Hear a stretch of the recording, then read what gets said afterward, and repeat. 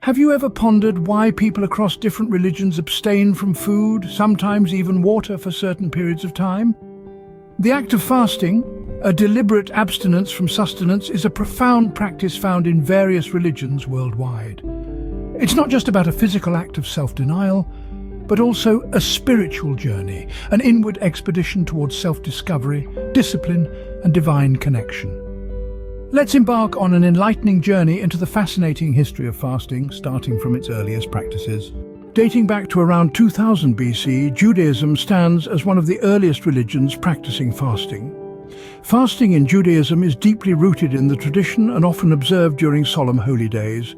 Yom Kippur, known as the Day of Atonement, is the most sacred and involves a full 24-hour fast. Another significant fast, Tisha B'Av, mourns the destruction of the first and second temples in Jerusalem.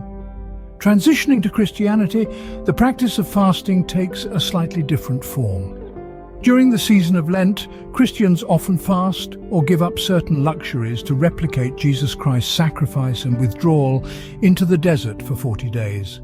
It is a time of reflection, repentance, and preparation for the coming of Easter.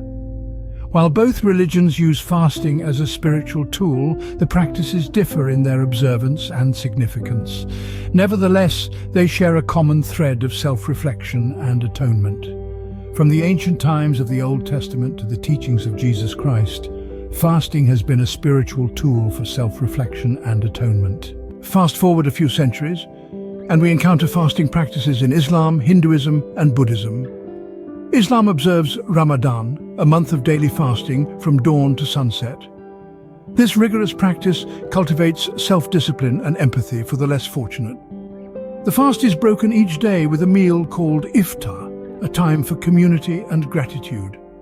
Switching gears to Hinduism, we discover the fasts of Ekadashi and Navaratri. Ekadashi, observed twice a month, is a day dedicated to the deity Vishnu, while Navaratri, a 9-night festival, involves fasting to honor the goddess Durga. These fasts are less about deprivation and more about devotional focus. Now let's turn to Buddhism, where monks often practice intermittent fasting, eating only before noon. This isn't a mandate, but a tool for mindfulness, reminding practitioners of the transient nature of physical desires. These diverse practices underscore fasting's universal appeal as a means of spiritual purification. Lastly, let us look at the fasting practices in Taoism and the Baha'i faith. Taoists undertake Jai, a fast aimed at internal cleansing. Meanwhile, Baha'is observe a 19-day fast, promoting spiritual growth.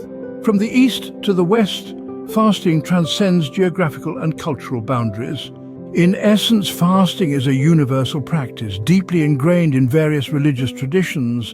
Across faiths, it fosters self-discipline, spiritual growth, and introspection. It's not just about abstaining from food, but about nourishing the soul.